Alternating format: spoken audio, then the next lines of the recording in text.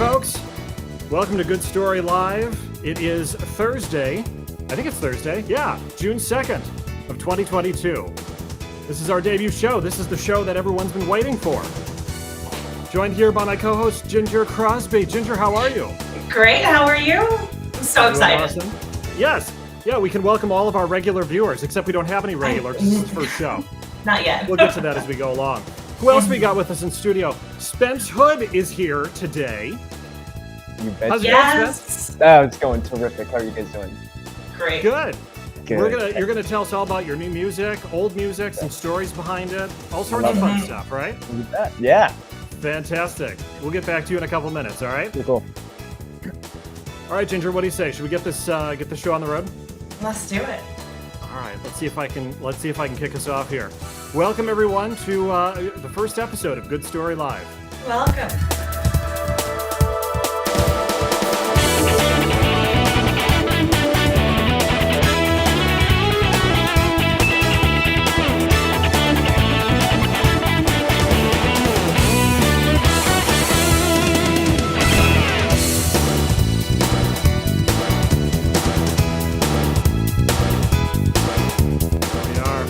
Back.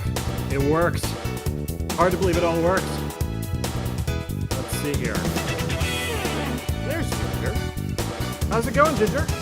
I'm great. How are you? We gotta find how to minimize this. Oh, there we go. Here I am. It's the intro that never ends. There we go. I was gonna say, I don't even know if you can hear me. I can hear you now. How's life? Now, we should introduce ourselves and where we're located because we're not obviously in the same place right now. Yes, that's a good point. Ladies first. Ladies first, please do.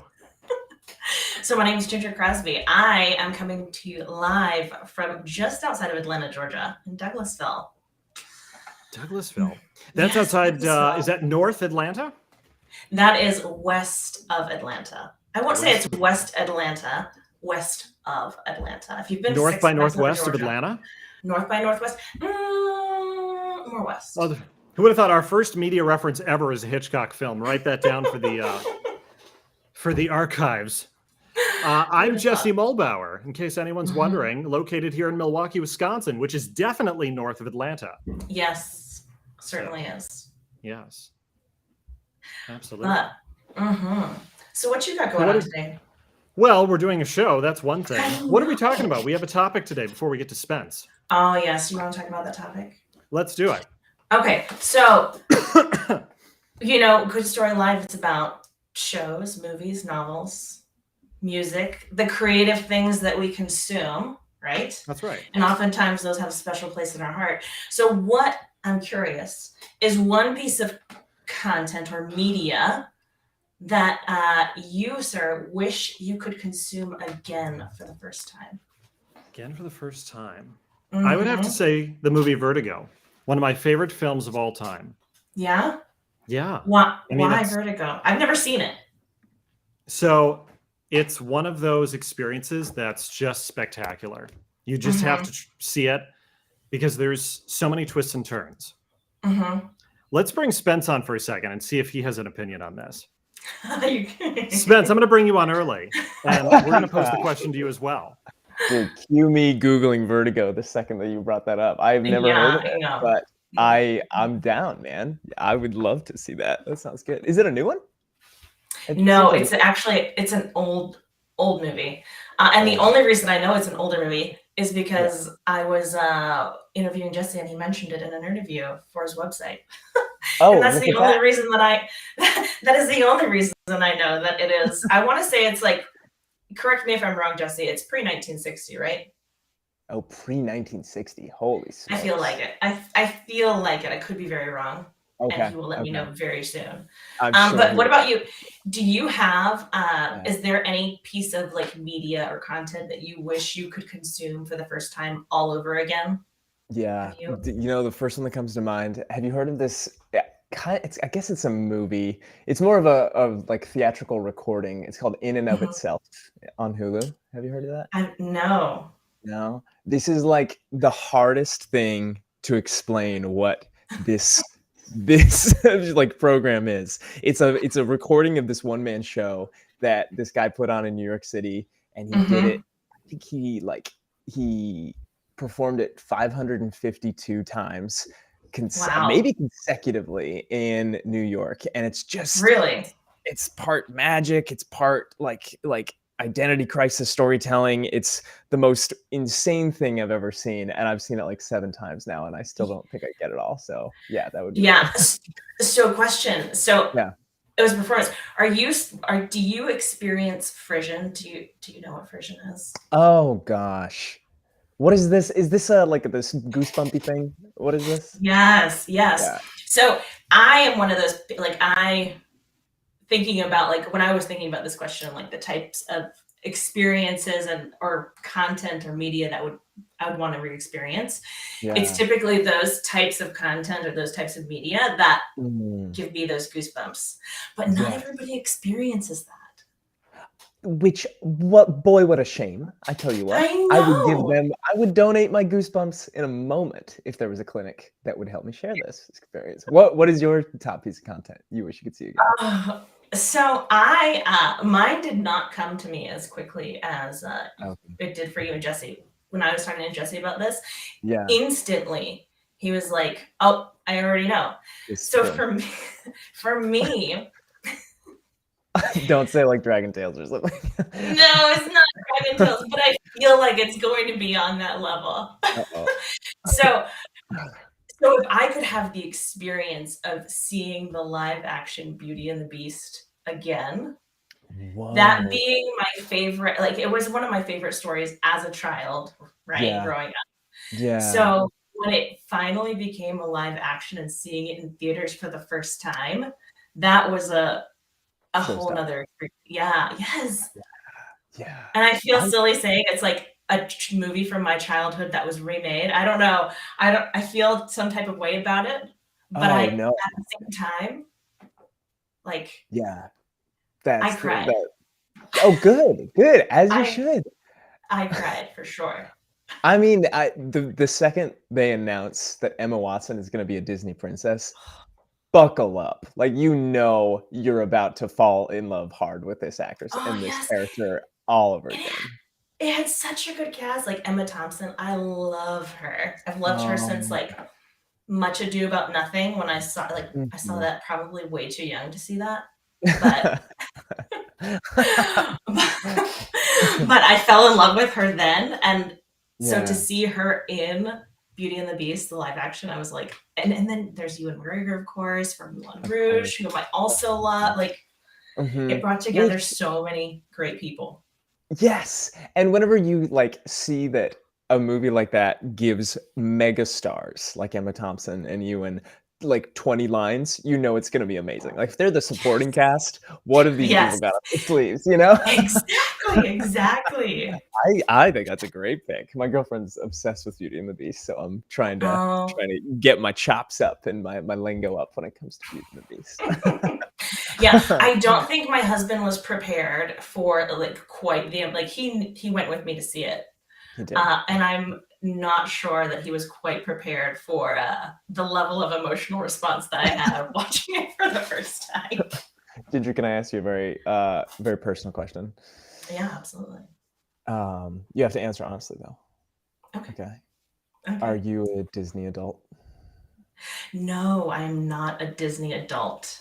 Okay. I am All not right. a Disney adult in the even my husband says I was prepared. I was prepared. Kevin. Sweet Kevin. Uh, I I'm love know. Kevin. Kevin's the best. He is, he's wonderful. He was prepared. Right. I It's think not disappearing. I'm you having a little audio issues, FYI. So if I come in and out, that's what's going on. So, Okay. okay, no worries. but you two I sound great. So yeah, go ahead. Good. Thanks. Yeah, I think he's been prepared, like, we've been together, like, 7 years now, something like that, and so I Mm, think over the years of me watching films and shows with him has maybe prepared him for the experience of watching Beauty and the Beast with me. yeah. Are you the kind of person where it's like, I need a half hour after this movie to just absorb, like, don't talk to me, just have headphones on, I zone out? Or are you like, we gotta powwow, we gotta talk about what happened this It time? depends. It depends Yeah, on, one, the show or the movie. It also depends on the person that I'm with. of Like, course. Beauty and the Beast, I was probably very much like in my feels about it all. But Totally. if it's something, yeah. But if I was with my sisters and I saw it with my sisters, that might have been a totally different story. Okay. We're talking the Emma Watson version? Mm-hmm. I have not seen that yet. Oh, I was told it's a spectacle. I really need to. I really enjoyed it. Much like the movie version of Spence's life will be at some point, which obviously would be a musical. huge musical, led, of course, by Jesse, lead actor. Who would play Spence? I'm thinking maybe. I mean, I'm seeing like.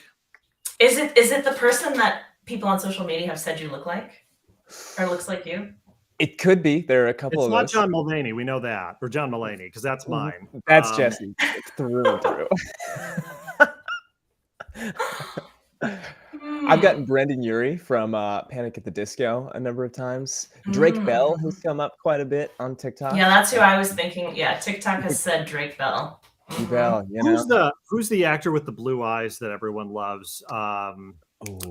He was in Aloha. He was in Selena. How does blue eyes get you anywhere? Blue eyes, Ginger. Come on. How does blue eyes? You both instantly are like, oh yeah. Who is that? And Spencer's like, how far back are we talking here? Yeah. No, not Sinatra. Bradley Cooper. Yeah, I see a little Bradley Cooper in you. Bradley, I accept Bradley wherever you are. We'll get the script ready. I'm ready. We should introduce who Spence is, Ginger, shouldn't we? Probably. A terrible host here. I know. Spence is a Seattle-based singer-songwriter, and we're thrilled to have him here. He has gone on to license some of his music for television, like MTV and Netflix and Discovery, and a host of other channels you've heard of. The other interesting thing I saw here is that you have a ton of new music coming out this year, and a couple new career firsts, which were, if you're so at liberty to describe and to tell us, we'd love to hear during the course of this interview. Absolutely, you betcha. It also has a show coming up.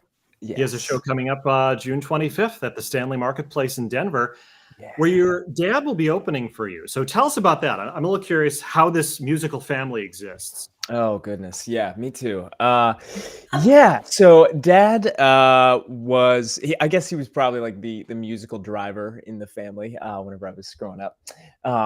He talked about, he's always kind of talked about like rock star life and just kind of dreaming about what it could be like to pursue arts as a career. So whenever I told him that I was going to do it, much and many living vicariously through me moments arose. And so he's always just been very supportive of what I've done. He plays in a little two-piece, like Americana kind of folk band that just hits the bar circuit in Denver. And I figured if I'm going to play my big homecoming show, my first ever show in the place where I grew up with a full band and selling tickets, doing the whole thing, you can't just hire Joe Schmo to open for you, right? You have to hire your dad. Absolutely, whether or not he plays music. So yeah, I think it'll be fun. I was curious why Denver, but you answered the question. Yeah. This is our first experiment, kind of popping outside of the Seattle base, and there've just been, the percentage of people who have fueled me these past 4 years and supporting me and doing what I've loved, so many of them are in my home state. So we have to give back to them first, is the idea. That's wonderful. Yeah, thanks. Awesome. So this is going to kind of veer off the topic, but off of where we can get back to that in a moment. And you can tell me if this is like, no, there's nothing to that. But I noticed in your music videos, because I was watching a couple of them, that you wear the same measuring tape cuff. I do. Good eye. Yeah. Is there any reason? Or I thought that was I noticed it because it's not much gets past Ginger. So just be aware of that. That is a deep. I don't even know if some of my closest fans know that, but only the closest ones. That's pretty good Really? eye. Yeah.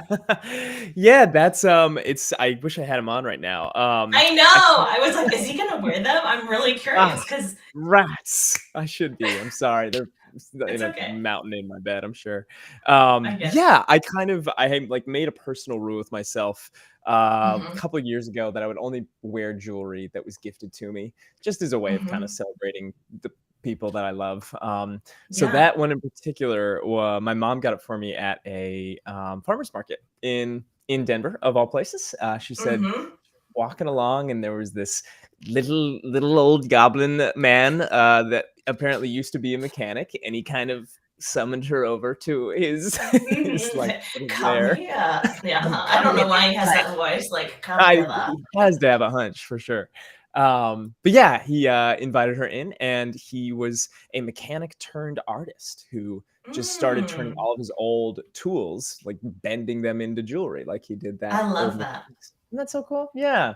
I thought it was really Yes. weird when she first gave it to me, but then it's like the most commented on piece of jewelry I've ever worn. So it stays, I say. Yeah. Well, I mean, I can imagine. I noticed because it's very unique. It And I is. know that, sometimes we tend to carry things that are, or keep things that are special to us around. So I Yeah. was wondering, especially since I saw it pop up across multiple videos that I watched, I was like, Yeah, yeah. hmm, That one's a mainstay for sure. I love it. Cool. Cool, cool. Um, so where do you, I've listened to several of your songs now. Um, and where do you get kind of like what inspires you when you're creating? I know when I create and I write, it's typically born from some sort of experience that I've had, right? Mhm. Yeah, What about for yeah. you? What inspires you to create the songs that you create? Yeah, that's a good question. A lot of it is personal. Of Hmm. course, I think even though I might dress up my songs and my plots and my stories in my music Hmm. more fancifully than some other artists, it does all Hmm. come from something true. We might be Hmm. miles and miles from the truth that started it, but Yeah. there's personal experience, I would say, in every song. And then Hmm. especially with some of the new music I'm writing, I have a couple songs coming up that are kind of about trans celebration and about like a friend of mine and their experience in the bisexual community. And so I'm kind of Hmm. starting to experiment with writing from other people's truth. And it's, Hmm. is that creative genius, or is that me just thinking I'm so small of a human that I need to peek outward to find something important enough to write about? Who's to say? But yeah, I'd say it comes from everywhere. That's kind of a non-answer, but that's what I No, got. it's okay. It's okay. It does. What about like you also have, a unique sound as well, Hmm. and style. Like who would you do you draw inspiration from, if anybody, when it comes to Yeah, singing and songwriting? that's a really good question. Um, I've been asked this before, and I think oftentimes people expect me to like bring up theatrical sounding people or artists that Mhm. actually sound more like me. I think I Mhm. find more inspiration in people that are just doing things that have never been done before, because that's really Yes. what I care most about? So Mhm. a big example, while I might not have any songs out that sound like them, the 1975 has always been Mhm. hugely influential to me. Do you know the 1975? I have no idea. I do remember reading about them on your website, but Yeah, yeah, yeah. They're like I'll have to check them out. oh, wonderful. I mean, they're the kind of band that anytime they play a big festival, the lead singer, he'll just run on stage and he'll say, "Welcome to your new favorite band." Just oozing with this old vintage style, like rock Mhm. star egomania, but it's kind of backed up because he's pushing the Mhm. envelope in ways no one could ever dream. Just wonderful. Anybody who's really trying to shed light on a dark part of the musical cave and like just Mhm. trying to go places that are bananas for the sake of going there, I would like something to do with. Yeah, for sure. I love, like you mentioned, like, seeing people that are doing kind of unique things in music. For me, it's like seeing, and I feel like this is very true for you, Yeah. but like seeing people embody who you can tell they truly are and just like shining through, right? Like a shining light through what they do. And your musical style and songs just seem to fit, for the brief little bit that I've gotten to chat with you, seem to fit your personality. Like they both are in sync. It's not like, oh, this guy. Do we get the right Spence? Right? No, like it's very much you. And if anybody that's watching hasn't listened to any of Spence's songs or checked him out on YouTube or on TikTok, I definitely encourage you to go head over there. Thank you. Yes, because it's beautiful. I've been listening, like I said, to a few of them. Yeah, heck yeah. And I'm sure as a creative person, right, you're no stranger to the armchair quarterbacks or critics, if you're not familiar with armchair quarterbacks, right? How do you kind of navigate that, especially when when you start putting your work out there? That's probably one of the most kind of, no, I don't want to say terrifying, but it can be terrifying things. Terrifying. You can say that. You can say let's say terrifying things. Sure. Yeah, good question. How do I deal with that? Well, it's really tricky. I mean, I think the hardest part about music, and actually describing my experience of being a musician this way to these critics, I've found can kind of help. I think the trickiest part about being an artist is that you're turning your vulnerabilities into a product, right? And you're putting your ever fragile self-esteem up for sale through music and through your art, which is, I don't think anybody in history could argue that that's a healthy thing to do, or that's an advisable thing for anybody's mental health. But I think getting folks to understand that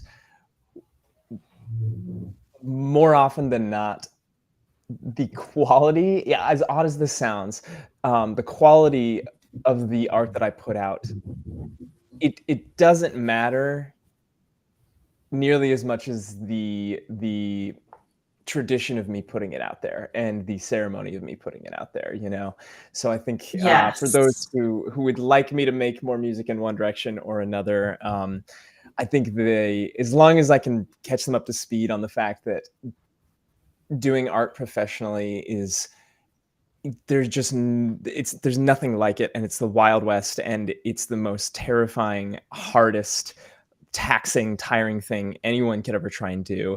You at least get some support back from them. So that's been my approach lately. For sure. I mean, creating and putting art out there is one of, like I said, the hardest and probably most terrifying. And anytime like you said, you're expressing and putting, your vulnerability out there into the world for others to see, I know that I do it from the standpoint of like sharing what I experience as a mom, right? Both the ups and the downs and everything in between. Yeah. Because life and the world sometimes can feel so isolating, right? And I think art and music and sharing those vulnerabilities is one of the ways that we find connection and feel less alone. And even if it just lands with one person, like how good does that feel? Like, have you had that moment where like someone has expressed to you like how much something that you've created has impacted them? Yes. Oh my goodness. I want to hear about a moment of yours too, because I'm so curious. There was one that stuck with me maybe like maybe a year ago. I mean, I'll get DMs, you know, occasionally. They're not flooding in, but every once in a while, I'll just get a stranger or someone I've never seen on my accounts before, just saying, "Hey, love what you're doing. Keep going." And Yeah. I might have been like mid 2020 lockdown craziness. There was this woman who DM'd me and she said, "Hey Spence, I am a nurse and I just want to let you know I've been looping this song of yours, Timothy Petal, every day on my commute in and out of the hospital. And it's just a crazy time right now, but I just had to express gratitude for that." And that was just this. I'll never forget it. It just felt like this Yeah. music it had traveled so far beyond these four walls where it created that it was so much bigger than I was. And that, what a beautiful feeling, you know? Yeah. Yeah. Cool. What's one that sticks out to you? You know, I talk a lot about just like I said, kind of the everyday struggles that you face as mom, and kind of how, you know, you try to do your best. And sometimes even when you're trying to do your best, you feel like you fall short. Yeah. Just because it's the nature of, like, we're all walking around wounded, right? Everybody that's walking, I don't care who you are, you're wounded in some way, shape, or form.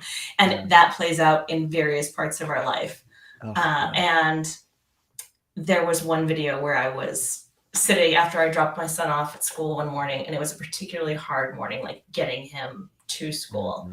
And I just sat in the parking lot of the school and cried on TikTok. And I got so many sweet messages, and I wasn't even looking for, you know, you're never looking for validation or anything like that. It's more just to share again the experience, because otherwise it just gets so heavy. And I remember one woman commented, you know, again, I'm sure you're doing a great job.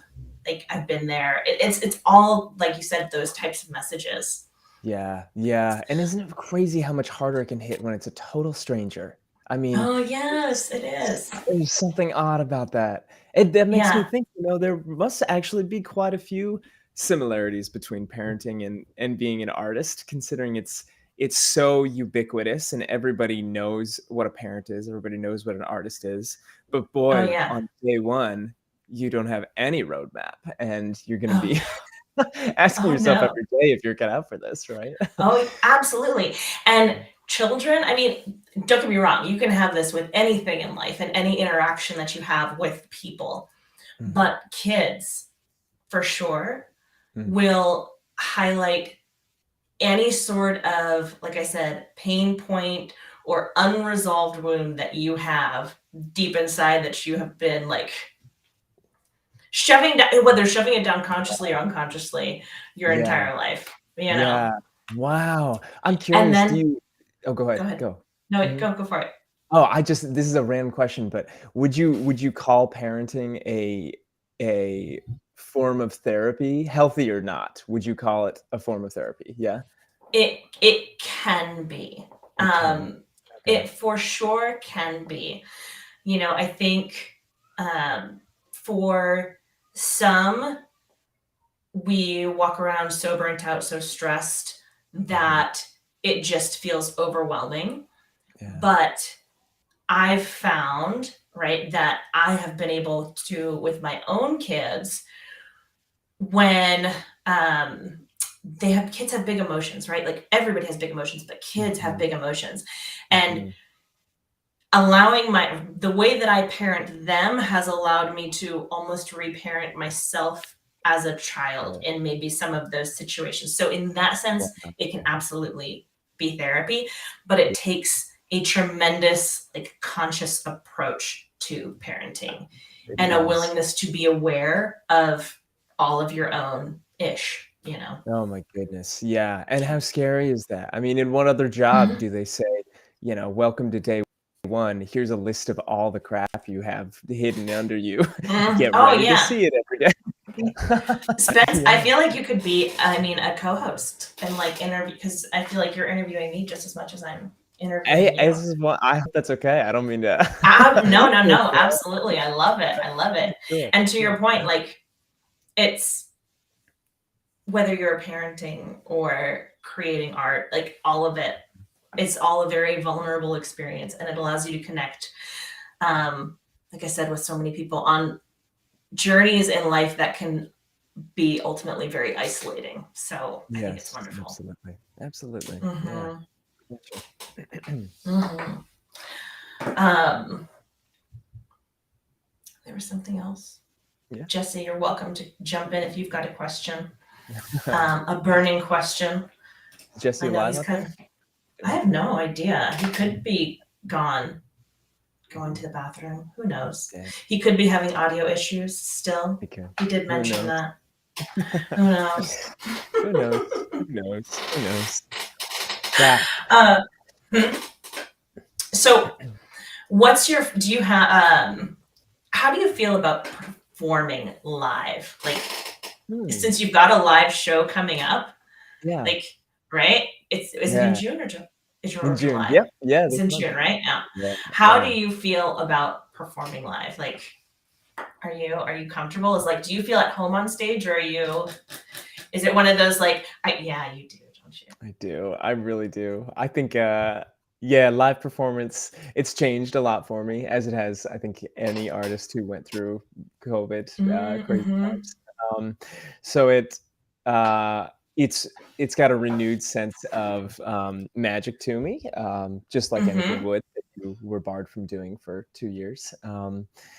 And I think it's a good reminder of how intimate your art can be. Even if I must imagine, even if mega stars that are playing, if you're playing to 80,000 people in the crowd, that still must feel just like a living room compared to the millions of people watching you online, and that's kind of Mm-hmm. how it feels to me. There's this quote by John Mayer that I love. Mm-hmm. He was talking about social media and just how we're all expected to kind of be everywhere, always, all the time. Mm-hmm. And he says, guys, just keep in mind, you were never meant to know this many people. You, as humans, we just really aren't built to remember this many names and this many backstories and support this many people. Mm-hmm. And so I think that heaviness of being, especially an artist who's pretty active online and in my Mm-hmm. social media realms, that's one that comes to mind quite a bit, is like, oh boy, there's just a lot of humans in this community, and a lot of, like, we all bring our own craziness, and so it gets really loud online, and it gets loud, me dreaming Mm-hmm. about all the other people out there listening to my music. So whenever I can capture a few and cage them up in a box for a couple hours, I get to look at my spoils in front of me and say, yes, this is good. This is working. Oh So yeah, it's fun. absolutely. I can imagine, because I mean, if anybody's been to shows, right, live shows, like there's, again, I don't know if this goes back to that feeling of frisson or not, but there's like a palpable electricity and Mhm. feeling like in the air, in the room, Yeah, that doesn't, like, you can't get anywhere else. Like, it's you have true. to have that, like, body of people all congregated doing the same thing with the same intention, and when you Mm. do, it's magical.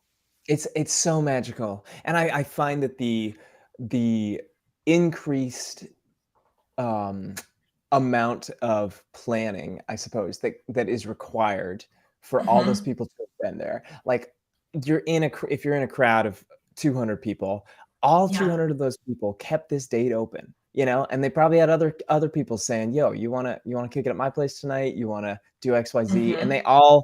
there was just that extra bit of effort that they all cleared their schedules for this. You've all come. You had no idea what you were gonna see, and you're Mhm. partaking in this tradition, this human tradition that goes back to, cavemen telling tales Yeah. around a fire. And it's, of course, I'm not thinking about cavemen when I'm performing, Yeah, I but know. it's really exciting to just realize the richness of history that you're partaking in whenever you're at a live show. It Oh, feels for like sure. it's hard not to respect it whenever you're there in person. Absolutely. Mm. One of my Do you have an art, like a live show, whether your own or another artist that you've well hold on actually, but that you've been to that like really like I don't know that created that moment that you just loved that was just so unique. Do you have? Do I have one? Do you have one? That's a good question. Man. I'm a sucker for the only reason it's hard to pick just one, I think, is the idea. I get that. I can get that. Yeah. I will say this is for whatever reason this leaps to mind. I saw this showcase of artists a couple of years ago, and there was of the just, mounds and mounds of amazing artists in Seattle, I would say there were probably like 5 to 8 that just really put my jaw on the floor the first time I saw him. And there was one gentleman named Gus Clark, who I think he's down in Texas or somewhere down south now doing his kind of country thing. But this guy opened his mouth and it sounded like a country artist from the 60s was just up there with his mustache and his little bolo tie, and he was playing accordion. And I felt like I really felt like I didn't belong there in the best way. It just felt like I had cheated my way into time travel, or I somehow had snaked my way into some forbidden room where this magic was happening that was far too great for a meager Spence to enjoy, but I was going to steal some anyway. It was just a wonderful time, and the venue was beautiful. It was this place called the Ruins in Seattle. Really, everything about that night was wonderful. Oh, I love that. Yeah. But by the way, Jesse said total internet failure in my studio. Oh, Jesse, rats. Do you know what? We joked about this. This is what's so funny. We joked about this happening. And for all intents and purposes, Jesse has far more airtime experience than I do. And I was like, gosh, dang, don't let this happen. And lo and behold, it happened. Lo and behold. If there's not a tire fire on day one, are you really trying hard enough? That's what I say. Yeah, I like it. My sister says last day of Mercury retrograde. Must be. Gotta be. So true. Yeah, for me, let's see, a show like I had that same. So when we were talking about our question earlier, like a piece of media or something that you consume that you would want to experience over again, I imagine that concert, that show that you're talking about would be one of those things. And that was the other thing that I was considering. I was like, well, if I don't go with Beauty and the Beast, which it was Beauty and the Beast, it would also be a concert of some sort because, the first time that I saw Michael Bublé was like also one of those moments where, again, my husband was probably prepared. Yeah. But I don't know that I was prepared for that. How could Yes. No. There's Did no he do way. the thing where he sang the last song off mic? I know he does that at some shows, right? Ooh, did he do that? I don't remember. He did the thing where he always like has somebody from the audience sing. Cool. a song, Cool. which is always fun. And you never know what you're gonna get. But I feel like he has a knack for picking somebody that like. Also, if you're volunteering to sing in a room full of people, a huge save. Surely, you've got something back up. Surely. Surely. Where did you see Michael Bublé? I saw him in Duluth, just outside of Atlanta. Okay. Metro Atlanta area, but yeah. Metro area. Oh, yes. And how long ago was that? I'm curious. Before COVID, like probably 2019. Okay. Probably 2019. And yeah, we're going to see him again. I'm super excited. Wow. I'm excited. I often look at Michael Bublé and Kev is ready. Put Kev in.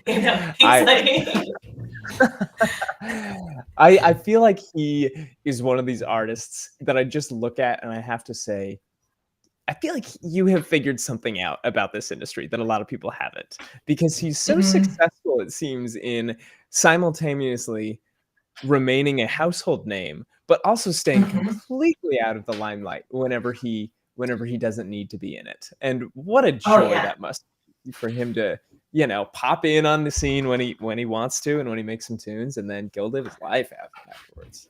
Oh yeah, 100%. And he has an album that he released back in, I want to say like March, May, sometime recently. Okay. And I just recently learned, and I was so tickled by it, that so the music video for, I'm gonna have to look up the name of the song. Hold please. I'll Never Not Love You. Was essentially a continuation of the music video that he did 12 years ago, when he first like announced that he was dating his now wife, then girlfriend. And it's a continuation of that, and it's so cute. And I love it when like artists do little things like that. Like, do you have things like, I don't know, well, I don't know what I was gonna say. Do you have things like that you do? Or do you put like, because again, you've done several music videos, right? You have lots of content on there. Yeah. It's I kind of would like the say bracelet thing, like, Yeah. I got a couple other bracelet things. There are a couple. How shall I phrase this? There's some real upsides to believing you're gonna take your career all the way wholeheartedly, and once you really internalize that, I think you start playing a 10 to 15-year game as opposed to a year-by-year game. So there are a couple fun seeds that have been planted early on that won't come back for, I'm sure, another 10 to 15 years. And I'm excited to see when they do. I'm so excited for that. Oh my gosh. Yeah, you betcha. And I know Jesse mentioned when we first hopped on, and I don't know, forgive me if you already answered this, but you've got some exciting like career firsts coming up this year for you, right? Yeah, I do. Ooh. Big year. Can you share any of them with us today? I can, absolutely. There are two big things that have been in the kitchen for quite a bit, in the oven for a bit. They're almost ready to pop out. One of them is my biggest ever music project. I'm going to do a 10-track LP later this year.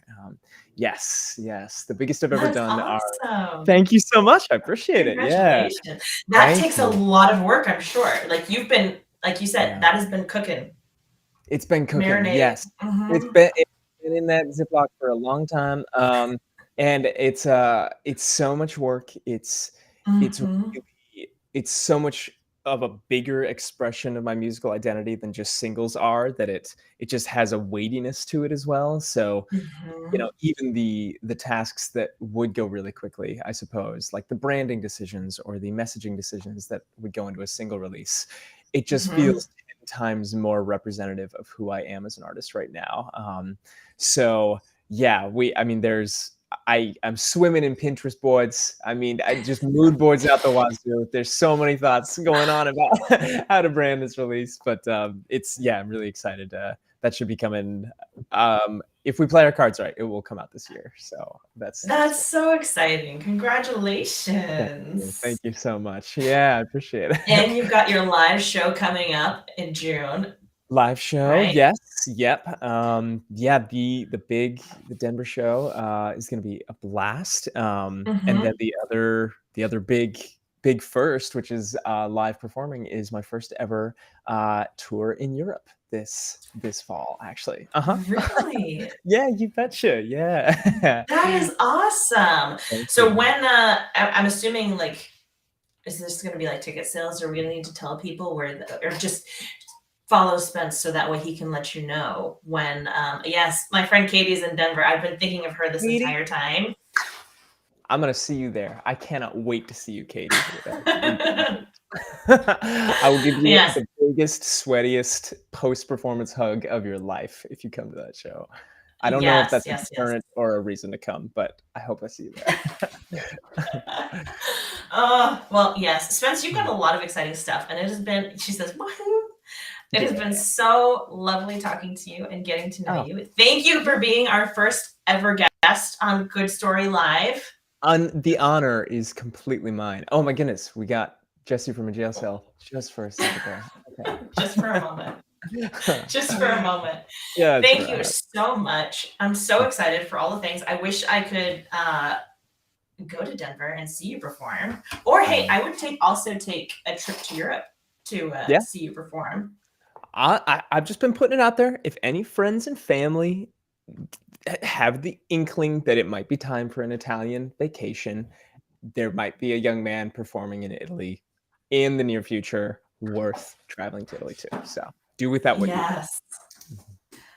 Well, thank you so much. I'm going to see if Jesse, I don't think he'll be able to join us for the wrap up, but thank you so much for your time. I know. Thank you guys so much for joining us for our first show ever of Good Story Live.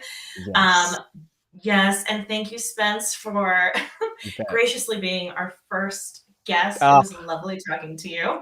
Just such a joy. Oh my.